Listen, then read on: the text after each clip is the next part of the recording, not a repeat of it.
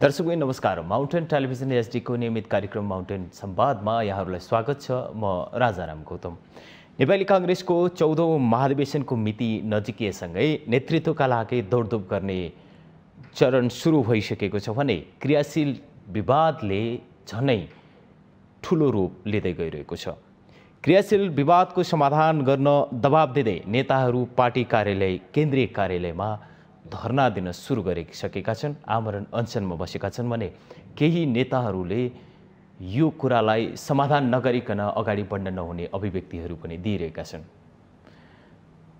प्रतिनिधि सभा सदस्य अमरेश कुमार सिंहले पदबाट राजीनामा दिनुभएको छ क्रियाशील विवादकै सन्दर्भमा। भदौ 16 देखि 19 गतेसम्म हुने महाधिवेशनबाट पार्टीको नेतृत्व लिन कांग्रेस नेताहरूबीच जुन किसिमको प्रतिस्पर्धा सुरु भएको छ, उनीहरू बीचमा नेतृत्वसँगै अब आउने महाधिवेशनले कुन किसिमको नीति लिएर अगाडि बढ्छ भन्ने आम जनमानसको चासोको विषय पनि बनेको छ। आज हामी नेपाली कांग्रेसको आसन्न महाधिवेशनबाट आउने नयाँ नेतृत्व र नयाँ नेतृत्वले लिने नीतिका विषयमा नेपाली कांग्रेसका नेता मिथिलेश शर्मासँग माउन्टेन संवादमा रहनेछौँ। मिश्र कार्यक्रममा यहाँलाई स्वागत छ। धन्यवाद। नेपाली कांग्रेसको आसन्न महाधिवेशन 14औं महाधिवेशनलाई लिएर जुन किसिमको तयारी भइरहेको छ, के लाग्छ समयमै महाधिवेशन हुन्छ? हैन, हामीले नेपाली कांग्रेस जस्तो पार्टी जो आम जनताको चासोको पार्टी हो, यसको अधिवेशन हाम्रो पार्टीको महाधिवेशन समयमै गराउनुपर्छ र समयमै हुनुपर्छ भनेर हामी लागेका छौँ। त्यसमा पार्टीको केन्द्रीय नेतृत्व लागि परेको पनि छ र मलाई लाग्दछ आजको मितिसम्म छानबिन समितिले समयमै यदि आफ्नो क्रियाशीलका जति पनि विवादहरू छ त्यो विवादको रिपोर्ट यदि आज भोलिमा दिन सक्यो भने समयमै अधिवेशन गराउन सकिने अवस्था छ जस्तो देखिन्छ। पछिल्लो समयमा क्रियाशीलको विवादलाई लिएर पार्टी कार्यालय केन्द्रीय कार्यालय सानेपामा धरना दिने क्रम सुरु भएसँगै सबैको समर्थन पनि त्यतैपट्टि देखिएको हो कि भन्ने देखिन्छ। यसमा यहाँको अभिव्यक्ति के हो? हैन, कुरा के छ भन्दाखेरि यो विवाद किन आयो त, किन ल्यायो यो विवाद? जब पार्टीको केन्द्रीय समितिले विधान पारित गरिसकेको छ, नियमावली पारित गरेको छ, निर्देशिका पारित गरेको छ र त्यो बमोजिम यदि ग्रासरुटमा अर्थात् स्थानीय तहबाटै जहाँबाट क्रियाशील दिइन्छ त्यो तहबाटै यदि केन्द्रीय निर्देशन बमोजिम क्रियाशील वितरण गरिँदैन, त्यसमा क्रियाशील वितरण गर्ने जुन मापदण्डहरू छन्, नियम ऐन कानुनहरू छन्, यदि त्यो परिपालन नगरेर यदि क्रियाशील वितरण गरिन्छ भन्दाखेरि निश्चित रूपमा विवाद चाहिँ अब त्यो आउँछ र त्यो विवादलाई समाधान गर्नका निम्ति अब हामी चाहिँ पहल गर्छौँ। पहल गर्नु भनेको अन्यायमा कोही साथीहरू पर्नु परेन। कांग्रेसको क्रियाशील पाउन सजिलो छैन। अर्थात् के छ भन्दाखेरि नेपाली कांग्रेसको मूल्य र मान्यता सिद्धान्त अनुसार कांग्रेस बन्छु भन्ने साथीहरूलाई निश्चित मापदण्ड अपनाएर यदि क्रियाशील लिन्छ भने हामी क्रियाशील दिन तयार रहनुपर्छ। आजभोलि एउटा दृश्य धेरै देखिन थालेको छ। सानेपामा जाने, धरनालाई समर्थन गर्ने र त्यो समर्थन गरेको फोटो सामाजिक सञ्जालमा पोस्टाउने र राजनीतिक रूपमा आफूप्रति आकर्षण गर्ने जुन किसिमको कल्चर बढेको छ, यहाँ पनि त्यो आन्दोलनमा हुनुहुन्छ। समग्र रूपमा केन्द्रीय लेभलका नेताहरू पनि त्यो आन्दोलनमा सहभागी हुनुहुन्छ। यसको मतलब मिथिलेश मिश्रको आधिकारिकता पार्टीलाई अब यतातिर डोर्याउनुपर्छ भन्ने एउटा किसिमको धारणा, छुट्टै धारणा निस्किन्छ। अन्यायमा साथीहरू पर्नु हुँदैन। पार्टी भनेको कसैको व्यक्तिगत होइन, कसैको पेवा होइन। यो पार्टीको निर्माण पनि नेपाली जनताको निम्ति र सामूहिक रूपमा निर्माण भएको पार्टी हो। त्यसकारण साथीहरू अन्यायमा पर्नु भएन। एउटा क्रियाशीलमै साथीहरू र त्यस किसिमको के अरे साथीहरू अब कतिपय अब हाम्रो सांसद भइसकेका, केन्द्रीय भइसकेका, मन्त्री पनि भइसकेका, उहाँहरूको पनि नवीकरण नगर्ने चलन यो संस्कार बसेको छ र क्रियाशील नयाँ वितरण क्रियाशीलमा पनि के छ भन्दाखेरि सक्षम साथीहरूलाई भोलिको दिनमा कांग्रेसको नेतृत्व हाँक्ने साथीहरू, चाहे त्यो स्थानीय तहका नेतृत्व हाँक्न सक्ने क्षमता राखुन्, चाहे प्रदेशको क्षमता राखुन्, चाहे केन्द्रका क्षमता राखुन्, आज हामीले साथीहरूलाई प्रवेश गराएनौँ न, भोलि के छ भन्दाखेरि राजनीति साथीहरूले गर्ने हो। अहिले नै यदि हामीले राजनीतिक विचारलाई, राजनीतिक क्रियाशीलतालाई हामीले गाउँ र स्थानीय तहमै यदि ड्यामेज गरिदियौँ भने, उहाँहरूलाई खुम्च्याइदियौँ भने कसरी फेरि राजनीतिमा साथीहरूलाई ल्याउँछौँ? त्यसकारण अहिले जुन तपाईँले प्रश्न गर्नुभयो, सानेपामा भएको जुन विवाद छ, त्यो विवाद नजायज विवाद होइन, जायज विवाद हो। र त्यो जायज विवाद के छ भन्दाखेरि साथीहरूले आफैले सिर्जना गरेको होइन, केन्द्रीय समितिको निर्देशन पालना नगरेर यो आएको विवाद हो। त्यसकारण जति चाँडो हुन्छ संस्थापन पक्षले, अर्थात् जसले न्याय दिनुपर्ने हो, न्याय दिने वर्गले चाहिँ तुरन्त यो चाहिँ समाधान गर्नुपर्छ। किनभने आमरण अनसन पार्टीको एउटा क्रियाशीलको निम्ति आमरण बस्नु कति लज्जास्पद विषय बनाएको छ अहिले यो गतिविधिले। त्यसकारण यस किसिमको गतिविधि रहनु हुँदैन भन्ने मेरो मनसाय छ। संस्थापन पक्षले यहाँले उठाएका आवाज सुन्ने सम्भावना कति छ? हिजोका दिनमा मौखिक रूपमा यहाँहरू डेलिगेसन जाने त क्रम चलि नै रहेको थियो, त्यो सुनवाई नभए पछाडि यहाँहरू आमरण अनसनमा आइपुग्नु भएको छ, यहाँको साथीहरू त्यहाँ बसिरहनु भएको छ। भोलि जुनसुकै अकल्पनीय घटना हुन सक्ने सम्भावनाको जोखिम पनि उत्तिकै छ। यो अवस्थामा के संस्थापन पक्षले यहाँहरूको समस्यालाई सम्बोधन गर्ने सम्भावना देख्नुहुन्छ? जिम्मेवार हुनुपर्छ। नेपाली कांग्रेस भनेको त्यतिकै के छ भन्दाखेरि यो बजारमा बिक्री गर्ने सामान बिक्री गरेको जस्तो यो पार्टी होइन। यो पार्टी धेरै दुःख कष्ट गरेर आएको हो र सबैको निम्ति सबैलाई साझा के छ भन्दाखेरि हक अधिकार दिने पार्टी हो। र अहिले त यो पार्टी अब हेर्नुहोस् परिस्थिति अनुसार हामी सरकारमा पनि आएका छौँ भनेपछि आम जनताले न्याय दिन्छौँ, समानताको व्यवहार गर्छौँ भन्ने पार्टीले आफ्नै घरभित्र यदि समानताको व्यवहार गरेन, आफ्नै घरका साथीहरूले न्याय गरेन भने बाहिर मान्छेहरूले के भन्छन्? त्यसकारण म भन्छु न्याय दिनुपर्छ तुरन्त, जति चाँडो हुन्छ।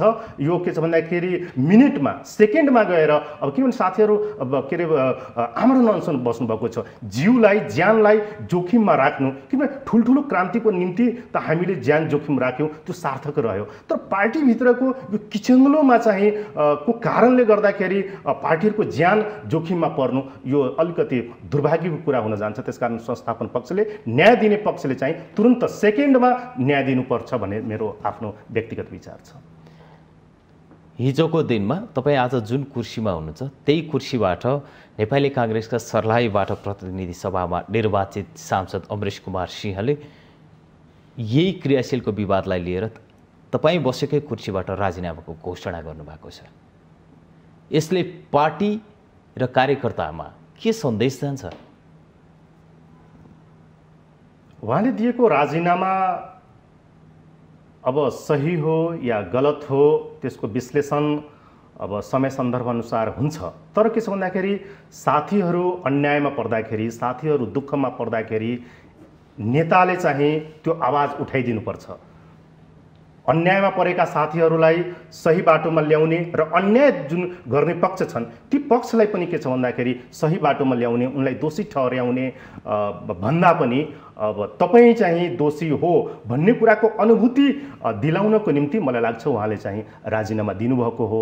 अब यो राजीनामा अब उहाँले चाहिँ अब यतिकै सहजै तरिकाले पक्कै दिनुभएको होइन होला। दोषी पक्षले दोष स्वीकार गरोस्। आखिर हृदय परिवर्तन गर्नका निम्ति मलाई लाग्छ उहाँले राजीनामा दिनुभएको छ। उहाँको राजीनामाको कुराले चाहिँ अब नेपाली काङ्ग्रेसभित्र वृत्तमा अब एउटा के छ भन्दाखेरि जल्दो बल्दो, उहाँ पनि युवा हुनुहुन्छ, प्रत्यक्ष सांसद जित्नु भएको छ, राष्ट्रिय अन्तर्राष्ट्रिय सम्बन्ध कायम राखेको व्यक्तित्व हो। त्यसकारण उहाँको राजीनामालाई यतिकै अब सामान्य तरिकाले लिनु हुँदैन। यसलाई मलाई लाग्छ संस्थापन पक्षले, पार्टीको महत्त्वपूर्ण वर्गले चाहिँ विचार गरेर उहाँले उठाएको आवाज, उहाँले चाहेको कुरामा चाहिँ पार्टी चाहिँ अगाडि बढ्नुपर्छ। उहाँले दिएको जुन प्रतिक्रिया छ त्यो प्रतिक्रियामा चाहिँ पार्टी अगाडि बढ्नुपर्छ भन्ने मेरो धारणा छ। प्रतिनिधि सभाबाट जितेको सांसदले क्रियाशीलको विवादलाई लिएर आफ्नो पद नै जाने गरी राजीनामा दिइसके पछाडि के एउटा चाहिँ प्रश्न छ भने तपाईँहरूको पार्टीभित्रको अन्तर्कलह एउटा चुलीमा पुगिसकेको कुरा चाहिँ अब नकार्न सकिँदैन।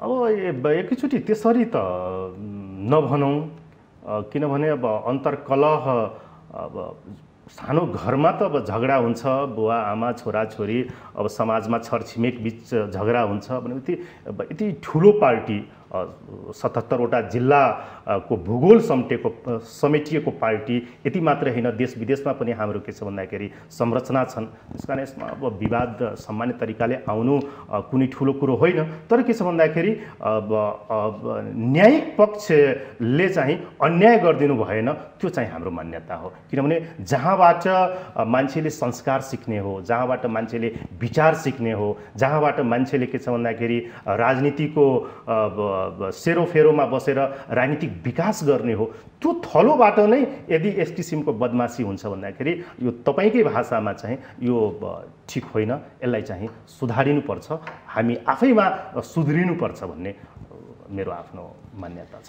क्रियाशील विवाद समाधान समितिले अहिलेसम्म निकास दिन नसकेको अवस्था छ र जुन मिति तोकिएको थियो विवाद समाधान गर्नको लागि त्यो मिति पनि घर्किँदैछ। अब मिति थप्ने फेरि अर्को मिति थप्ने गरिरहँदा महाधिवेशनको मिति त नजिकिसक्यो। यो अवस्थामा विवाद समाधान गरेर महाधिवेशन भनेकै समयमा तोकिएकै समयमा सकिने विश्वास छ यहाँहरूमा?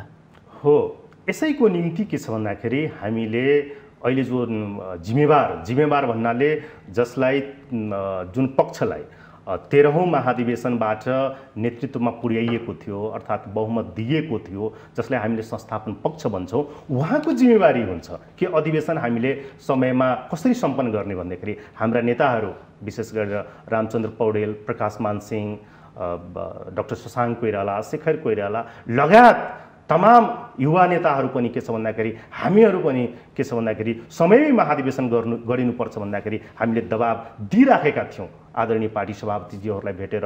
अर्थात् अहिले चाहिँ के छ भन्दाखेरि अधिवेशन गराउने जिम्मेवारी लिनुभएका नेताजीहरूलाई, तर उहाँले समयमा गराउनु भएन। अब यो समयमा अब के छ भन्दाखेरि गराउन नसक्ने जुन अवस्था देखिएको छ, यसको दोषी त उहाँहरूले अब लिनुपर्छ। यदि समयमा भएन भने हामी त आजको मितिसम्म पनि हाम्रा तर्फबाट हामीले युवा साथीहरूले या नेताहरूले जुन पुस्ताको कुनै पनि पुस्ताका नेताहरूले अधिवेशनमा चाहिँ कहाँ अब हामीले असहयोग गरेका छौँ र त्यो हामीले देखाउनु पर्यो नि। हामीले कुनै किसिमको यसमा असहयोग हामीले गरे जस्तो लाग्दैन। हामीले यो सभापतिज्यूलाई या सभापति जुन अब यो संस्थापन पक्ष जुन हामी भन्छौँ त्यो टिमलाई चाहिँ हामीले कुनै किसिमको असहयोग गरेका छौँ। त्यसकारण उहाँहरूले यदि समयमा अधिवेशन गर्न सक्नु भएन, तिथिमिति अगाडि बढाउनु भयो भने अब यो अलिकति अशोभनीय जस्तो लाग्छ। हुन त परिस्थिति अलिकति अब यो कोभिडको पनि छ, वर्षायामको समय छ, समय प्रतिकूल वास्तवमा छैन। तर के छ भन्दाखेरि समय हुँदै नगरेर अहिले यो बहाना बनाउनु भनेको अब यो यसमा त कमी कमजोरी देखिन्छ। जुन समयमा सहज वातावरण थियो काङ्ग्रेसको महाधिवेशन गर्नका लागि यहाँहरूले आलटाल गर्नुभयो, यहाँहरूको नेताहरूले आलटाल गर्नुभयो यो बहाना वा त्यो बहानामा। अहिलेको विषम परिस्थिति देशमा बाढी, कोरोना सबै कुराले थिच्दै ल्याएको बेलामा तपाईँहरूको पार्टीको महाधिवेशन पनि यही बेलामा छ। काङ्ग्रेसभित्र लोकतन्त्र हराएको हो? होइन, काङ्ग्रेसभित्र लोकतन्त्र त हराएको होइन। आखिर लोकतन्त्रको रक्षक, लोकतन्त्रको कवच नेपाली काङ्ग्रेस नै हो।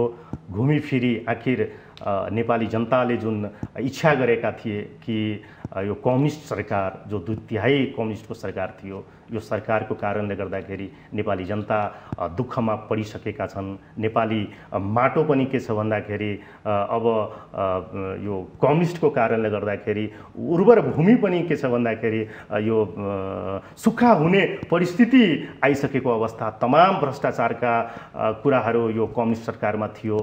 त्यसलाई के छ भन्दाखेरि अहिले समय परिवेश अनुसार नेपाली काङ्ग्रेसले नेतृत्व गरेको छ। नेपाली जनता र नेपालको लोकतन्त्रलाई, नेपालको राष्ट्रियतालाई मजबुत बनाउनको निम्ति अहिले नेपाली काङ्ग्रेस जिम्मेवार पक्षमा छ, सरकारको नेतृत्व गरिराखेको छ। त्यसकारण लोकतन्त्रभन्दा बाहिर त नेपाली काङ्ग्रेस जानै मिल्दैन, कमजोरी पनि छैनन्। तर के छ भन्दाखेरि मानवीय स्वभाव हो, स्वभाव परिवर्तन गर्नुपर्छ।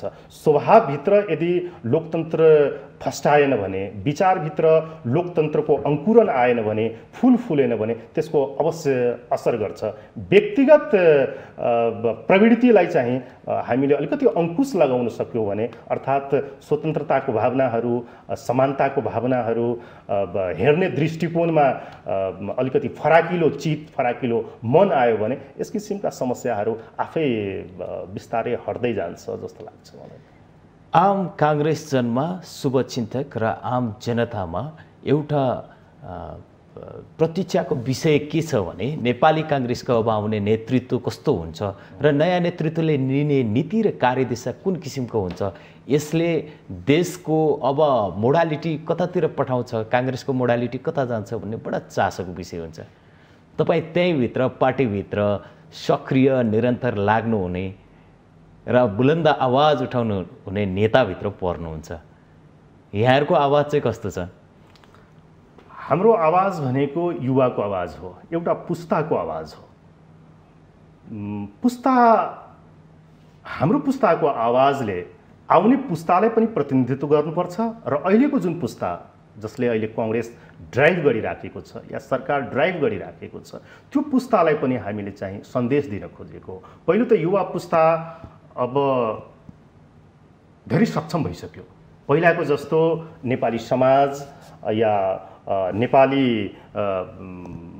जनतामा या विभिन्न समुदाय, विभिन्न वर्गमा जुन अलिकति कमी कमजोरी थियो कि दलितमा क्षमता बढेको छैन, मधेसीमा क्षमता बढेको छैन, महिला वर्गमा के छ भन्दा क्रियाशीलता र क्षमता बढेको छैन, ती सबै कुरा अहिले हराएर गएको छ। किनभने हरेक युवाहरू अब शैक्षिक हिसाबले, आर्थिक हिसाबले, वैचारिक हिसाबले सक्षम भइसक्यो। त्यसकारण अब नेपालमा चाहिँ युवा मनोचित भएका साथीहरू नेपाली काङ्ग्रेसको केन्द्रीय समितिमा छिर्नुपर्छ र त्यो छिर्नु भनेको यो खालि युवा शरीर के अरे शरीरको सुन्दरता या शरीरको यौवनले मात्र होइन, विचारले पनि जानुपर्छ। युवा भनेको मस्तिष्कभित्र विचार चाहिँ युवा चित जस्तो हुनुपर्छ, युवक हुनुपर्छ, जवानी विचारमा आउनुपर्छ। शरीरको अङ्गहरूको जवानीले मात्रै के छ भन्दाखेरि हामी राजनीतिलाई डोर्याउन सक्दैनौँ या आम जनतालाई हामीले चाहिँ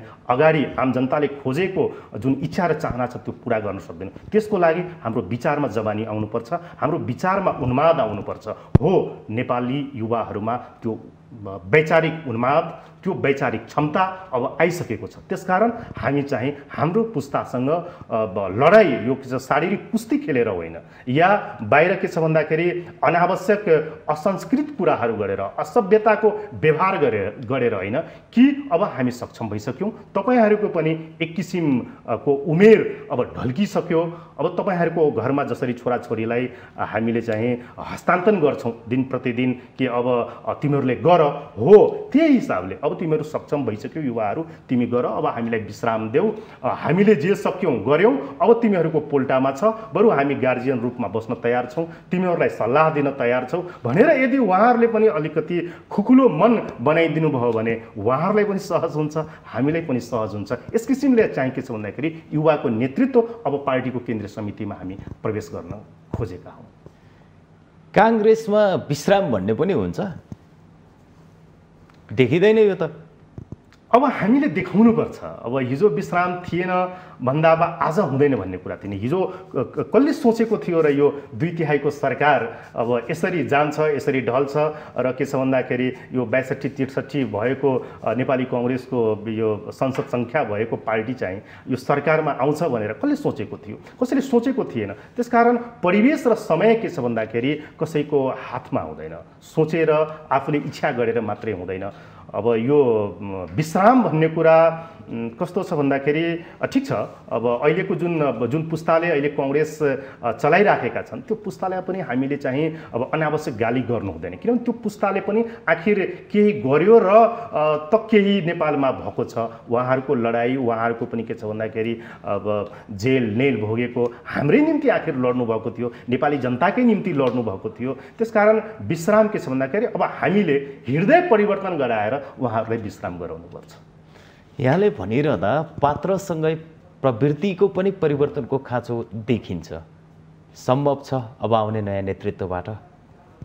छ, त्यो वास्तवमा प्रवृत्ति नै हामीले चेन्ज गराउने हो। व्यक्ति आफैमा केही होइन, व्यक्ति त एउटा के छ भन्दाखेरि यो शरीर न हो। यो शरीरमा यदि प्रवृत्तिले, विवेकले, बुद्धिले यदि काम गरेन भने त यो शरीर मुर्दा शरीर यो त चितामा भएको शरीर जस्तो भइहाल्यो नि। त्यसकारण हामीले चाहिँ मनोवृत्तिमा चेन्ज गराउनुपर्छ र एउटा पिँढीले अर्को पिँढीलाई या एउटा व्यक्तिले अर्को व्यक्तिलाई चाहिँ नाराज गराउने काम, यो खुसी छिन्ने काम हामीले गर्नु हुँदैन। एउटा म तपाईलाई उदाहरण दिन चाहन्छु।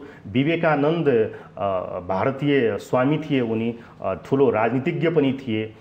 उहाँलाई पहिलोचोटि अमेरिका जानु पर्ने बेलामा अब आशीर्वाद लिनु पर्यो। हाम्रो चलन छ हिन्दू संस्कृतिमा या अन्य संस्कृतिमा कि ठुलो बडो मान्छेसँग हामीले के अरे आशीर्वाद लिएर बाहिर जानुपर्छ। अनि उहाँले आमा शारदासँग आशीर्वाद लिन जानुभयो। त्यो आशीर्वाद लिने बेलामा चाहिँ माँ शारदाले चाहिँ तरकारी चाहिँ एउटा छुरीले चाहिँ काटिराख्नु भएको थियो। त्यो आशीर्वाद माग्ने क्रममा चाहिँ आमाले के गर्नुभयो भन्दाखेरि त्यो छुरीलाई फालिदिनु भयो। अनि विवेकानन्दलाई भन्नुभयो त्यो छुरी लिएर आऊ। विवेकानन्दले छुरी टिपेर आमालाई दिएछन् माँ शारदालाई।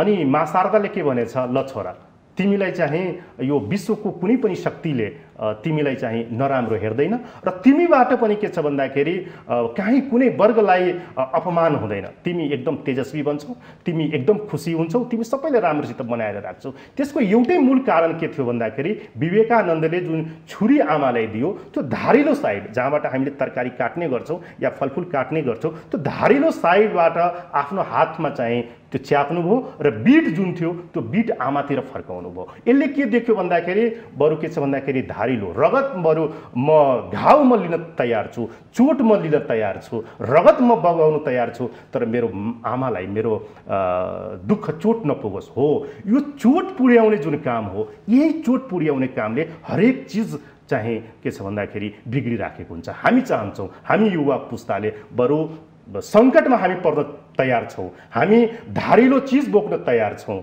हामी रगत बगाउन तयार छौँ, तर नेपाली जनता, नेपाली काङ्ग्रेस र अहिलेको जुन पुस्ता नेतृत्व गरिराख्नु भएको छ उहाँहरूलाई हामीले कुनै चोट पुर्याउँदैनौँ। हामीलाई चाहिँ जिम्मेवारी दिनुहोस्, हामी देखाएर हामी चाहिँ उहाँहरूलाई चित्त बुझाउँछौँ। गत चुनावबाट तपाईँहरूलाई जनताले प्रतिपक्षमा राखिदिएका थिए। राजनीतिक गठजोडले 5 दलको गठबन्धनबाट तपाईँकै पार्टी सभापति शेरबहादुर देउवा अहिले देशको प्रधानमन्त्री हुनुहुन्छ। जनताले एउटा पाठ त गत चुनावबाटै तपाईँहरूलाई दिएका थिए। अबको आसन्न महाधिवेशनबाट देशलाई समृद्धिको बाटोमा लग्नको लागि, विकासको बाटोमा लग्नको लागि काङ्ग्रेस पहिलो पार्टी बनेर आउँछ। अबको महाधिवेशनको नेतृत्वले काङ्ग्रेसलाई पहिलो पार्टी बनाउन सक्छ भन्ने आधारहरू के? हिजोको दिनमा पनि केही कमी कमजोरी भएको थियो। हिजो पनि हामी जनस्तरमा हामी कमजोर थिएनौँ। रिजल्ट अनपेक्षित अब यो नेपालमा विभिन्न गठबन्धनहरू कतिखेर कोसँग गठबन्धन हुने, कतिखेर राजनीतिमा चाहिँ पार्टीभित्रको रणनीति, अन्तर पार्टीको सम्बन्ध, यो गठजोड यो विगत 10 वर्षदेखि चाहिँ अब अलिकति अनिश्चित रूपमा भइराखेको छ। यसको परिणाम चाहिँ नेपाली काङ्ग्रेसले पनि भोग्यो। अब यो आफ्नो शक्ति मात्रै यदि देखाएको भए हामीले पनि देखाउँथ्यौँ होला कि हाम्रो पनि शक्ति के हो।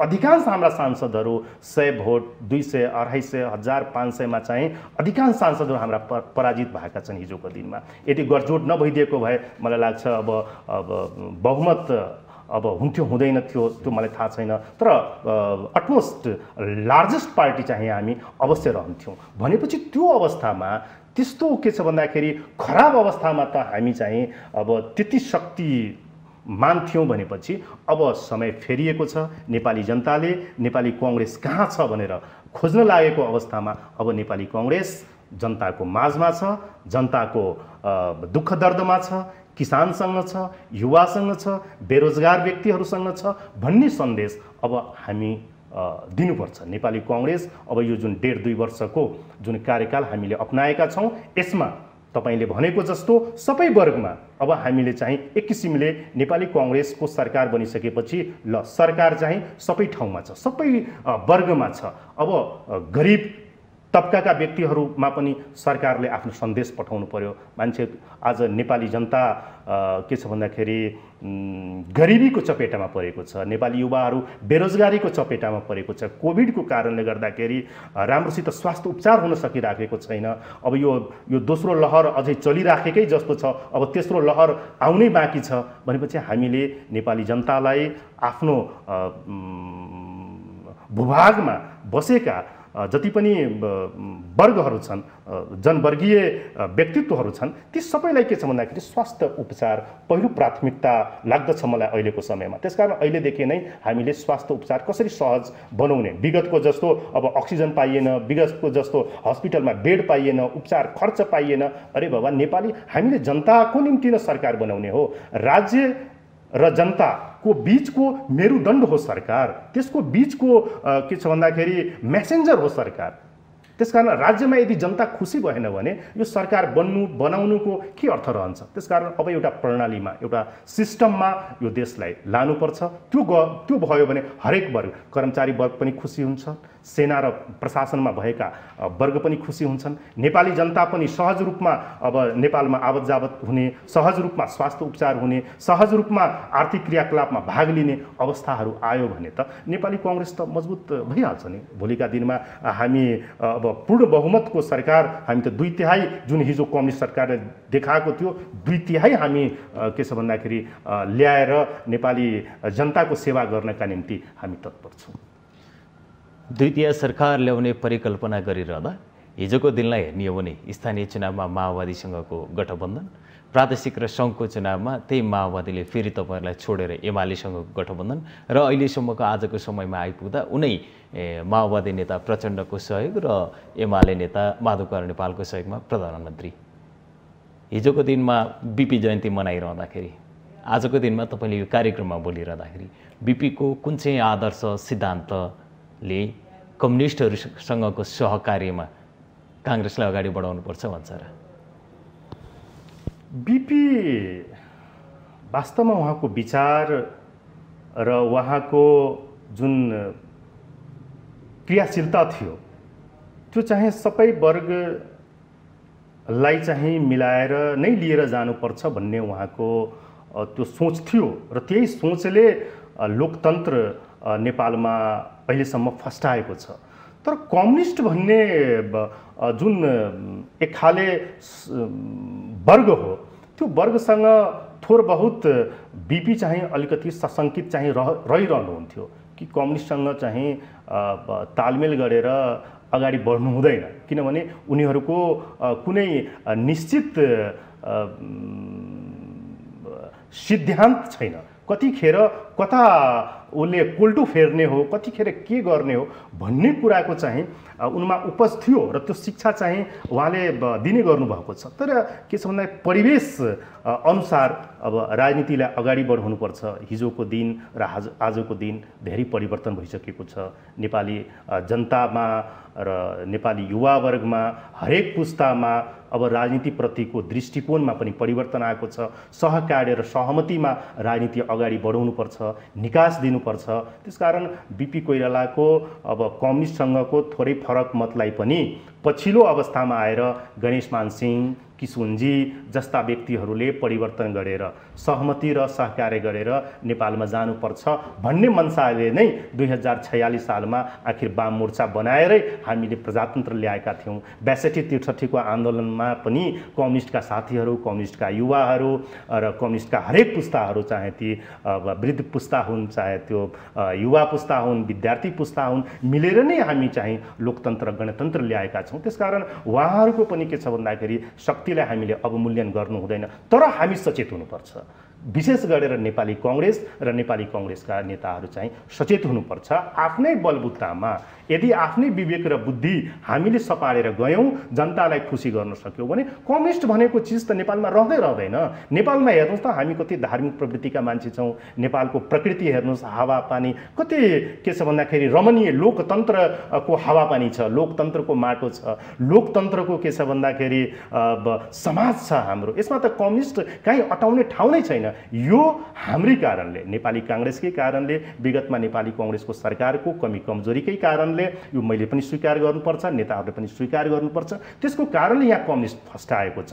यदि अब हामी सुध्रियौँ, हामीले नेपाली जनतालाई गर्नुपर्ने सुखमय काम, राज्यले अधिकतम सुख, आखिर जनतालाई हामी दिने के भनेको अधिकतम सुख हो। अधिकतम सुखमा रमायो भने नेपाली जनतालाई यदि सुत्ने बेलामा निन्द्रा आयो, खानलाई पुग्यो, लाउनलाई पुग्यो, स्वास्थ्य उपचार पुग्यो, छोराछोरीहरूलाई शिक्षा दिन पुग्यो भने सकेको नि, यही त हो नि। यो धनाढ्याइ भनेर हेर्नुहोस् त, कतिपय धनाढ्याइ वर्गका मान्छेहरूलाई रातभरि निन्द्रा आउँदैन, सुख छैन, चैन छैन। जागिरे मान्छेहरू पनि पैसा कमाइराखेका छन्, हरेक सुख सुविधा, गाडी घोडा प्लेनमा चढिराखेका छन्, तर भन्छ सुख छैन। भनेपछि जब सुख छैन अर्थात् आनन्द छैन भनेपछि अनि त्यो मानवीय जीवनको पनि कुनै मूल्य हुँदैन। त्यसकारण नेपाली काङ्ग्रेसले अब मानवीय जीवनको मूल्य दिन तयार छ। त्यसका लागि त हो नि अब हामी जस्तो युवाहरू चाहिँ अब यो पार्टी केन्द्रीय समितिमा आउने, नेपाली काङ्ग्रेसबाट अब नयाँ अब जब चुनाव आउँछ त्यसपछि हामी जस्तो मान्छेले काङ्ग्रेस नेतृत्व गरेर, सरकार नेतृत्व गरेर हामीले अत्यन्त आनन्दमय जीवन, सुखमय जीवन म नेपाली जनतालाई हामी दिन तयार छौँ। यहाँहरूले पार्टीभित्र पुस्ता हस्तान्तरणको कुरा गरिरहँदाखेरि हिजोको दिनमा नेविसङ्घका राजनीति गर्ने नेताहरू, तरुण दलमा राजनीति गर्ने नेताहरू एकीकृत गर्नको लागि मिथिलेश मिश्रको पनि महत्त्वपूर्ण भूमिका छ भन्ने कुरा हामी जानकार छौँ। यहाँहरूले के सङ्केत गर्न खोज्नुभएको हो? अब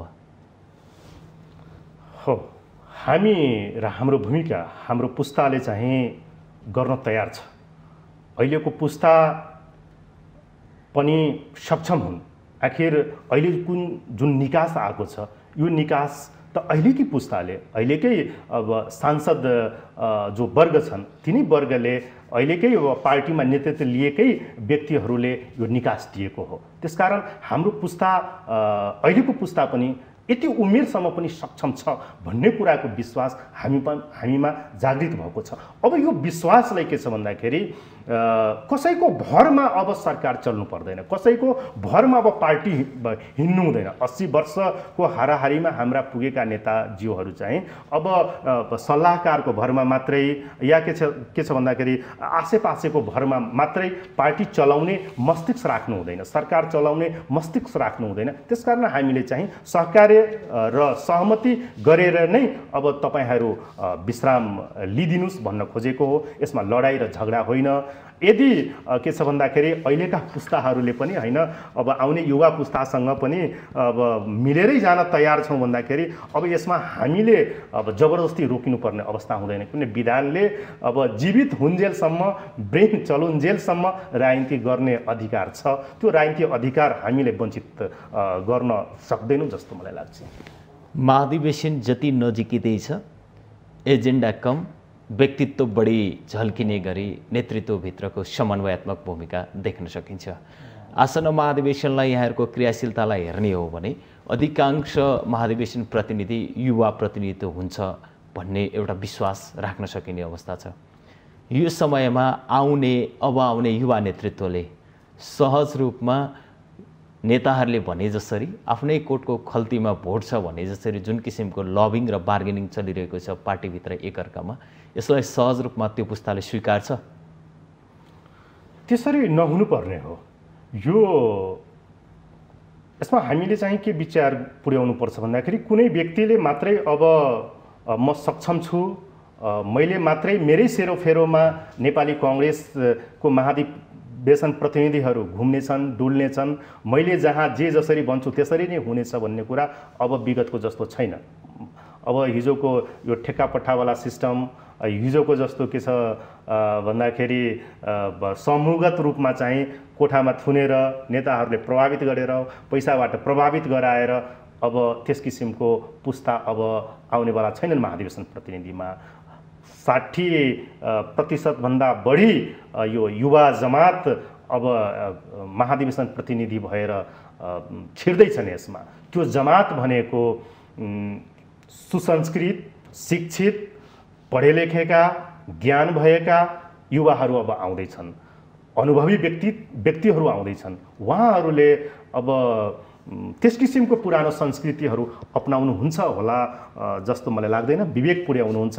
अब पनि विवेक पुर्याउनु भएन, अब पनि बुद्धि पुर्याउनु भएन, अब पनि सुझबुझ राख्नु भएन भने नेपाली काङ्ग्रेस अब हामीले सोचेको जस्तो या उहाँहरू जो महाधिवेशन प्रतिनिधि बनेर आउँदै हुनुहुन्छ उहाँहरूले सोचेको नेपाली कांग्रेस नबन्ने अवस्था हुन्छ।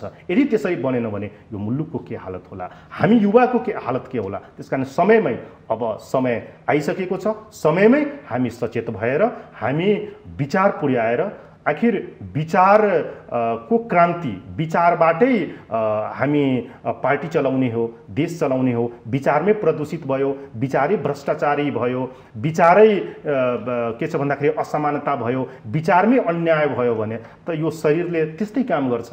त्यसकारण म साथीहरूलाई यो माउन्टेन टेलिभिजन मार्फत धेरै दर्शक मेरा नेपाली कांग्रेसका नेताजीहरूले पनि नेपाली कांग्रेसका आउने महाधिवेशन प्रतिनिधिज्यूहरूले पनि सुनिराख्नु भएको यी कुराहरू। त्यसकारण तपाईहरू चाहिँ यो चोटि कमसेकम विवेक पुर्याउनु होला, सक्षम व्यक्तिहरूलाई मात्रै केन्द्रीय समितिमा प्रवेश गराउनु होला, ताकि तपाईको माग सम्बोधन गर्छन् र आफू पनि के छ भन्दाखेरि पार्टीलाई राम्रो दिशातिर डोर्याउनेछन्, भोलिको आउने सरकार पनि राम्रोसित डोर्याउनेछन् र जनता पनि नेपाली कांग्रेसप्रति जुन भरोसा राखेको छ त्यो भरोसालाई पनि पूरा गर्नेछ। त्यसका निम्ति तपाईहरू तयार रहनुहोला भन्ने महाधिवेशन प्रतिनिधिज्यूहरूलाई म आग्रह गर्न चाहन्छु। समकक्षीसँगको तपाईँको सम्बन्ध त असाध्यै राम्रो छ। युवा नेतृत्वहरू एक ठाउँमा उभिएर साँच्चै नै पुस्ता हस्तान्तरणको कुरा गरिरहनुहुन्छ। तर तपाईँहरू पनि कोही न कोही नेतासँग त नजिक हुनुहुन्छ र जोडिनु पनि हुन्छ। हिजोको दिनमा पार्टी पोलिटिक्स र त्यो लेगेसी पछ्याउँदै तपाईँको आजको पोलिटिकली हैसियत पनि त्यसै कारणले एउटा आधार त्यो पनि रहन्छ। यो समयमा यहाँका अग्रज नेताहरूसँग, पार्टीको नेतृत्वहरूसँग यहाँहरूको समन्वयात्मक भूमिका वा छलफल चाहिँ कसरी अगाडि बढ्छ? होइन, हामी छलफलमा छौँ। करिब निरन्तर हामी चाहिँ अहिले यो महाधिवेशन समयमै गराउने र आउने जुन विधान बमोजिम नेपाली कांग्रेसको केन्द्रीय समितिको संरचना, प्रदेशको संरचना या जिल्लाको संरचना जुन छ त्यसमा कसरी युवा साथीहरूलाई र युवा मात्रै होइन विचारले सक्षम भएका सबै पुस्ताहरू कसरी यसमा प्रवेश गर्न पाउँछन्, कसरी पार्टीभित्र चाहिँ काम पाउँछन्, त्यसमा हामी लागेका छौँ। एउटा व्यक्ति केन्द्रित म मात्रै प्रवेश गरौँ, म मात्रै छिरौँ, मैले मात्रै के छ भन्दाखेरि अवसर पाऊँ, त्यो भन्ने भावना अहिलेको हाम्रो युवा वर्गमा हामीले त्यस किसिमको बनाएका छैनौँ। तपाईँले भनेको जस्तो जुन एक खाले हामी युवाहरू लागिराखेका छौँ, दिनरात हाम्रा नेताहरूसँग सहकार्य गरेर तपाईँहरू पनि के छ भन्दाखेरि युवाहरूको कुरा सुनिदिनुहोस्। तपाईँहरूको पनि अब के छ भन्दाखेरि पहिलाको जस्तो जुन परिवेश थियो त्यो परिवेशमा पनि सुधार ल्याउनुहोस्, आफूमा पनि सुधार ल्याउनुहोस् र सामूहिक रूपमा हरेक पुस्ताको काहीँ न काहीँ गठबन्धन बनाएर यो पार्टीको महाधिवेशनमा पार्टीको नेतृत्व लिउँ। यसमा अधिकांश चाहिँ अब युवाहरूलाई अवसर दिउँ, युवाहरूलाई छिरौँ र युवाको नाममा एउटा वर्गलाई मात्रै जस्तै अब खसारेलाई मात्रै या मधेसीलाई मात्रै भनेर होइन कि यसमा दलितलाई पनि प्रवेश गरौँ, यसमा जनजातिलाई पनि प्रवेश गरौँ र विशेष रूपमा 51% भन्दा बढी महिलाको जनसङ्ख्या छ भनेपछि ती महिला युवाहरूको अब न्याय कसले गरिदिने हो? त्यो हामी पुरुषले नै गर्नुपर्छ। किनभने महिलाहरूलाई पनि धेरै ठुलो समस्या छ राजनीतिमा। पुरुषलाई त यति दुःख कष्ट सङ्घर्ष गर्नु परिराखेको छ, आर्थिक अभाव हुन्छ, सामाजिक कुराहरू मिलिराखेको हुँदैन, विभिन्न किसिमका आफ्ना व्यक्तिगत समस्याहरू हुन्छ भने चाहिँ महिलाको त झन् जटिल समस्या छ। र त्यसकारण महिला वर्गलाई पनि, महिला युवा वर्गलाई पनि नेपाली कांग्रेसको पार्टीभित्र महाधिवेशनमा आकर्षित गराएर केन्द्रीय नेतृत्वमा कसरी प्रवेश गराउने, उहाँहरूलाई पनि कसरी अवसर दिने। किनभने महिलाहरूको प्रतिनिधित्व गयो भने तमाम नेपालमा महिलाको भोटर पनि के छ भन्दाखेरि 51% को हाराहारीमा अब ती भोटरहरू पनि छन्। ती भोटरहरूलाई पनि हामीले चाहिँ प्रतिनिधित्व गर्नुपर्छ र महिला आकर्षित भयो, महिला राजनीतिमा आयो भने एउटा महिलाले पुरै घर परिवार चलाइराखेका हुन्छन् र महिलाको जुन सहने क्षमता छ त्यो सहने क्षमता पुरुषमा हुँदैन। त्यसैले महिला नेतृत्वलाई हामीले अगाडि बढायौँ भने पुरुषलाई पनि एउटा सही बाटोमा सही दिशा महिलाहरूले दिन्छन्। किनभने छोराछोरी श्रीमानलाई सबैलाई के छ भन्दाखेरि महिला चाहे आमाको रूपमा होस्, चाहे श्रीमतीको रूपमा होस्, चाहे हजुरआमाको रूपमा होस्, चाहे दिदीबहिनीको रूपमा होस्, जुन किसिमको प्रेम र यो मोह मायाको सन्देश जति महिलाले दिन सक्छ पुरुषले दिन सक्दैनन्। त्यसकारण पुरुष सँगसँगै महिला वर्ग पनि अब नेतृत्व पङ्क्तिमा आउनुपर्छ। हामीले महिला वर्गलाई न्याय गर्नुपर्छ भन्ने मेरो चाहना छ। परिवर्तनको कुरा गरिरहँदाखेरि यहाँहरूले जसरी भलै कोही अमुक पात्रको बारेमा त्यति धेरै गहिरो रूपमा जान चाहन्न, किनकि यहाँहरूको पार्टीले विधि र विधानले नै दिएको कुरालाई हामीले बाहिर बसेर बोल्नु खासै त्यति धेरै अर्थ राख्दैन। तर म यहाँसँग के जान्न चाहन्छु भने यहाँहरूको पार्टीले नै दिएको एउटै मान्छेलाई 5-5 पटक प्रधानमन्त्री बन्ने अवसर, यदि तपाईँहरूको विधान र विधि र विधानले अवसरलाई पनि विकेन्द्रीकरण गर्दै लिएर जान्थ्यो र नयाँ अवसरहरू प्रदान गर्न सक्थ्यो भनेदेखि नेतृत्व पनि सायदै परिवर्तन हुन्थ्यो होला। आवश्यक ठान्नुहुन्न पार्टीभित्रको विधान र विधिमा पनि अब परिवर्तन ल्याउनुपर्छ भन्ने कुरा? हामी चिन्तित छौँ। अब यो विधि र विधानले वास्तवमा बाधा त दिएको छैन, यसमा मनोवृत्ति मनोदशाले पनि असर गर्छ।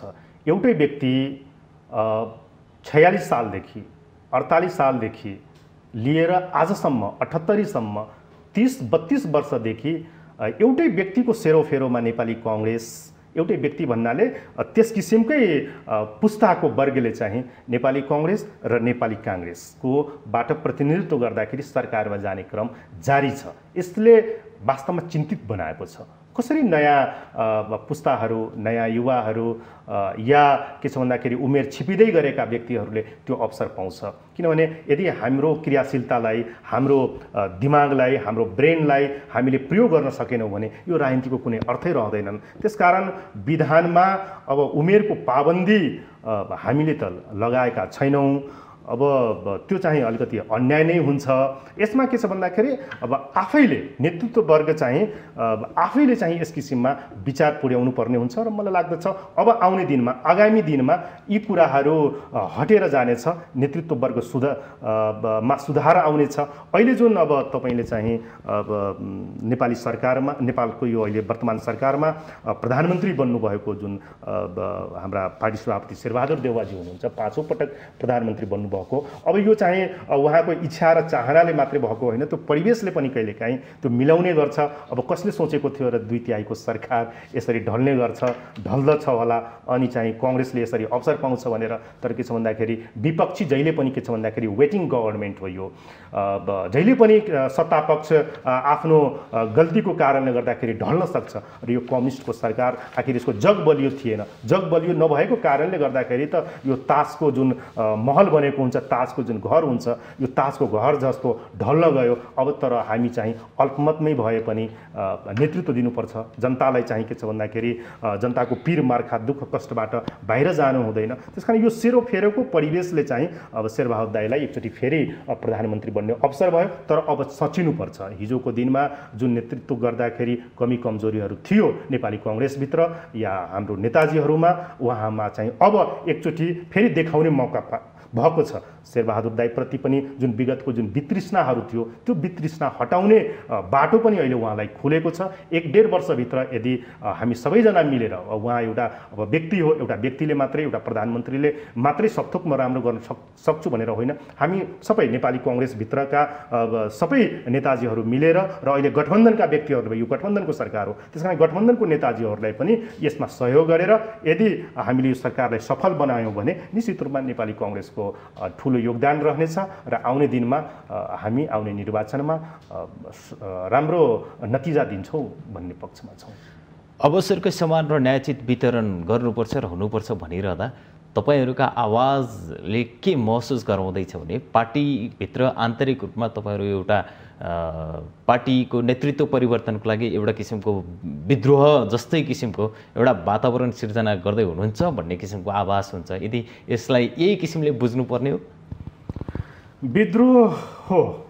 विद्रोह गर्नुपर्छ, तर विद्रोह चाहिँ के छ भन्दाखेरि सकारात्मक दिशातिर गर्नुपर्छ। हाम्रो विद्रोह पार्टीलाई विध्वंस गराउने, पार्टीलाई बर्बाद गराउने या चिरा बनाउने, गुट उपगुटको लागि हाम्रो विद्रोह होइन। हाम्रो विद्रोह भनेको पार्टी नीति नियम विधानले चल्नुपर्छ। आज हेर्नुस् त यो देशमा जो रक्षक हिजोको प्रधानमन्त्री अब राष्ट्रपतिले संविधानमाथि कुन किसिमको के छ भन्दाखेरि कुट्राघात गर्नुभयो। संविधानलाई उहाँले यो संविधानै होइन, यो त रद्दीको कागज जस्तो उहाँले सम्झिनुभयो र त्यो काममा चाहिँ अब जिम्मेवार व्यक्ति पनि प्रधानमन्त्री कति जिम्मेवार हुनुपर्छ, संविधानको रक्षा गर्न दिएको छ। त्योभन्दा पनि प्रधानमन्त्रीले यदि गल्ती र कमी कमजोरी गर्दैछ भन्दाखेरि विवेक पुर्याएर कार्यकारिणी बढी नै राष्ट्रपति पनि हो, राष्ट्रपतिबाट पनि कुनै किसिमको गार्जियनको भूमिका भएन। यसरी के छ भन्दाखेरि विधि र विधान अनुसार चल्न सकेनौँ भने ठुलो दुर्घटना ल्याउँछ। नेपाली कांग्रेसमा पनि विधि र विधान छ, ऐन नियम छ, निर्देशिका छ, त्यो अनुसार हामी कांग्रेसलाई डोर्याउँ। त्यो भयो भने कुनै वर्गलाई यसमा चाहिँ समस्या आउँदैन। जब विधान मिचिन्छ, जब विधानले दिएको कामहरूबाट चाहिँ हामी पन्छिने गर्छौँ, त्यतिखेर समस्याहरू उब्जिने गर्छ र त्यसले हामीलाई चाहिँ गलत बाटो र गलत दिशातिर डोर्याउने गर्छ। त्यसकारण विधि र विधान छ, विधि विधानमा हिँडौँ, प्रणालीमा हिँडौँ, सिस्टममा हिँडौँ। नेपाली कांग्रेसलाई कसैले कमजोर बनाउन सक्दैन र कुनै वर्गलाई, कुनै समूहलाई नेपाली कांग्रेसभित्र जो राजनीति गर्दैछन् उनीहरूलाई पनि कसैले अन्याय गर्न सक्दैन। हामीबाट पनि अन्याय हुँदैन भन्ने म तपाईलाई चाहिँ भन्न चाहन्छु। कार्यक्रमको एकदमै अन्तिममा छौँ। छोटोमा मैले तपाईँसँग यो अपेक्षा गरेँ, पार्टी सभापति नै देशको प्रधानमन्त्री हुनुहुन्छ र पार्टी सभापति नै फेरि सभापतिको उम्मेदवारको घोषणा पनि गर्नुभएको छ। यो अवस्थामा देशलाई कोरोना मुक्त गर्नका लागि, कोरोना खोप पुर्याउनका लागि, जनतासम्म पुर्याउनका लागि एउटा चुनौती बाँकी छ भने बाढी पहिरो नियन्त्रण र उनीहरूलाई पुनर्स्थापन गर्नुपर्ने अर्को चुनौती छ। पार्टीभित्रबाट अब यहाँहरूको खबरदारी कुन किसिमको हुन्छ? अब यहाँ समस्या छ। अस्ति प्रधानमन्त्रीजीले विश्वासको मत लिइसकेपछि अहिलेको प्राथमिकता भनेकै खोप खोप खोप भनेर भन्नुभयो। भने चाहिँ उहाँको मुख्य सन्देश के भयो भन्दाखेरि जनताको स्वास्थ्य अहिले मेरो निम्ति ठुलो चुनौती छ, त्यसका पहिला जनताको स्वास्थ्य रक्षा गरौँ। जनता स्वस्थ भयो, जनता रक्षा भयो भने न सबै रक्षा हुने र त्यही भित्र चाहिँ हामी पनि छौँ। हामी पार्टीका कार्यकर्ता नेताहरू पनि यही जनताभित्र छौँ, कर्मचारीहरू पनि यही भित्र छन्, व्यापारीहरू यही भित्र छन्, मजदुरहरू यही भित्र छन्, युवा विद्यार्थीहरू यही भित्र छन्। त्यसकारण सबैले खोप पाउनुपर्छ, सबै पहिला सुरक्षित हुनुपर्छ। हामी सुरक्षित भयौँ भने हाम्रो राजनीति सुरक्षित हुन्छ। त्यसकारण कठिन समय छ, कठिन परिवेश छ। तर हिजो जुन उहाँले मौसम के अरे समय जतिखेर अनुकूल थियो त्यो अनुकूलता समयलाई उहाँले ध्यान दिनु भएन, त्यसमा कमी कमजोरी भयो। अहिलेको परिवेशमा हाम्रा नेताजीहरू बसिराख्नु भएको छ, यसलाई कसरी निकास दिने, किनभने साउनको झरी, साउनको मौसम, यो भदौसम्म बाढी पहिरो आउने समयहरू छ। यो समस्या चाहिँ पक्कै छ। यसलाई चाहिँ अब समयमै महाधिवेशन कसरी गर्न सकिएला, थोरै अगाडि पछाडि गरेर पनि नेताजीहरू लागिराख्नु भएको छ, हामी पनि लागिराखेका छौँ। तर हामीले चाहिँ एउटा निश्चित समयमा हामी अधिवेशन गरेर नेपाली जनतालाई र नेपाली कांग्रेससँग आबद्ध जति पनि साथीहरू हुनुहुन्छ उहाँहरूलाई चाहिँ हामी चाहिँ समयमै अधिवेशन गर्न लगाएर उहाँहरूको चित्त बुझाउने काम गर्छौँ। हस्, यहाँले आफ्नो अमूल्य समय प्रदान गर्नुभयो, त्यसको लागि धेरै धेरै धन्यवाद। तपाईँ राजेन्द्र गौतमजीलाई, राजाराम गौतमजीलाई पनि म धन्यवाद दिन चाहन्छु र यो माउन्टेन टेलिभिजनमा मलाई 2-4 शब्द बोल्ने मौका जुन मिलाइदिनु भयो, यो माउन्टेन टेलिभिजनलाई पनि म धन्यवाद दिन चाहन्छु। मेरा कुराहरू दर्शक ज्यूहरूले जुन सुन्नुभयो, मेरा साथीहरूले सुन्नुभएको होला, उहाँहरूलाई पनि चाहिँ म धन्यवाद दिन चाहन्छु र म बिदा हुन चाहन्छु। दर्शकबिन, आज हामीले नेपाली कांग्रेसको आसन्न 14औं महाधिवेशनको पेरिफेरीमा रहेर नेपाली कांग्रेसका नेता मिथिलेश मिश्रसँग कुराकानी गऱ्यौँ। आजको माउन्टेन संवाद यति नै। भोलि फेरि नयाँ विषयवस्तु र नयाँ व्यक्तित्वका साथ उपस्थित हुने नै छौँ। सत्य, तथ्य र निष्पक्ष समाचारका लागि हेर्दै रहनुहोला माउन्टेन टेलिभिजन HD। नमस्कार।